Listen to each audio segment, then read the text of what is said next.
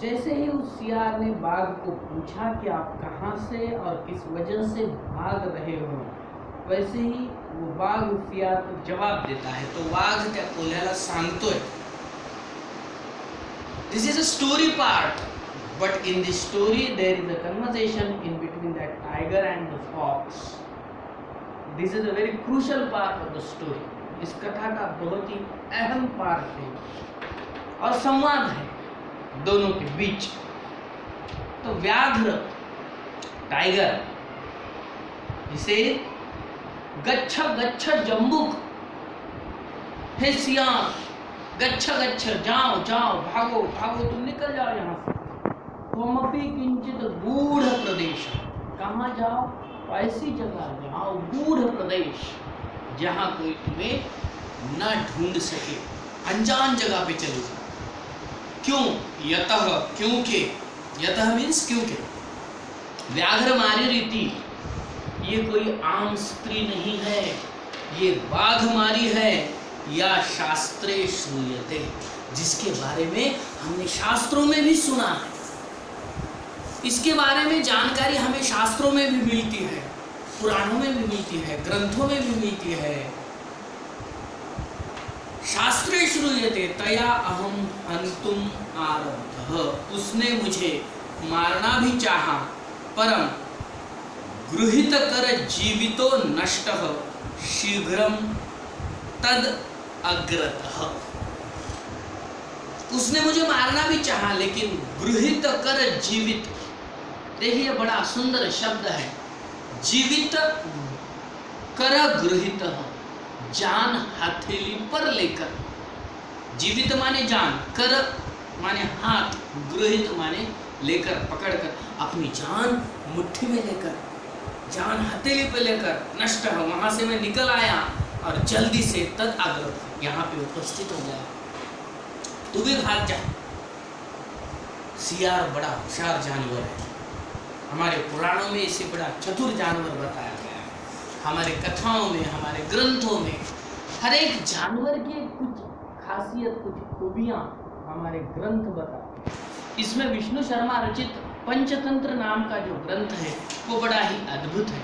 दुनिया में अगर कहीं पे कार्टून निर्माण हुआ है, कार्टून की निर्मित हुई है, तो उस पंचतंत्र ग्रंथ से ही है.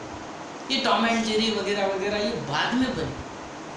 विश्व का सबसे पहला कार्टून और कार्टूनिस्ट, कार्टून अगर कोई है तो वो पंचतंत्र में है, और कार्टूनिस्ट अगर कोई है तो विष्णु शर्मा. दुनिया के लगभग सभी भाषाओं में इस ग्रंथ का भाषांतर है. तो हर एक प्राणी का पंछी का स्वभाव विष्णु शर्मा को पता था. उस हिसाब से उस पंछी को, उस प्राणी को उसने वैसा ही बताया है. और विश्व में मान्यता है कि चतुर सियार, चतुर लोमड़ी, लोमड़ी को बड़ा चालाक माना गया है. जिस भी कथा में लोमड़ी का वर्णन आता है उसे वहाँ पे चतुर ही बताया. तो श्रृंगार लोमड़ी बड़ी चतुर थी, सियार बड़ा चतुर था.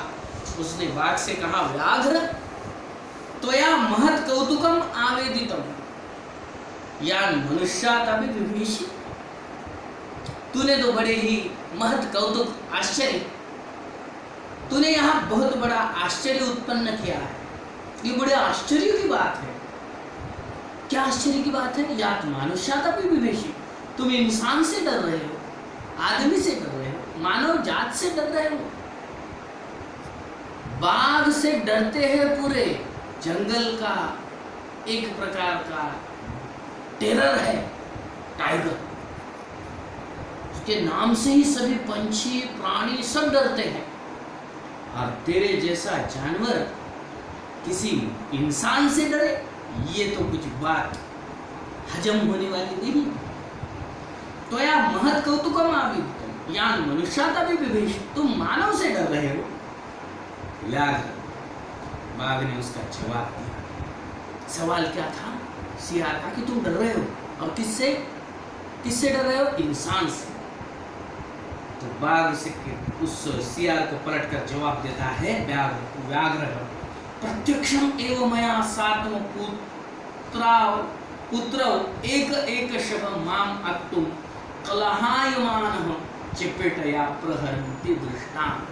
इंसान से डरने वाले कोई बात नहीं है मित्र। मैंने प्रत्यक्ष अपनी आंखों से देखा है।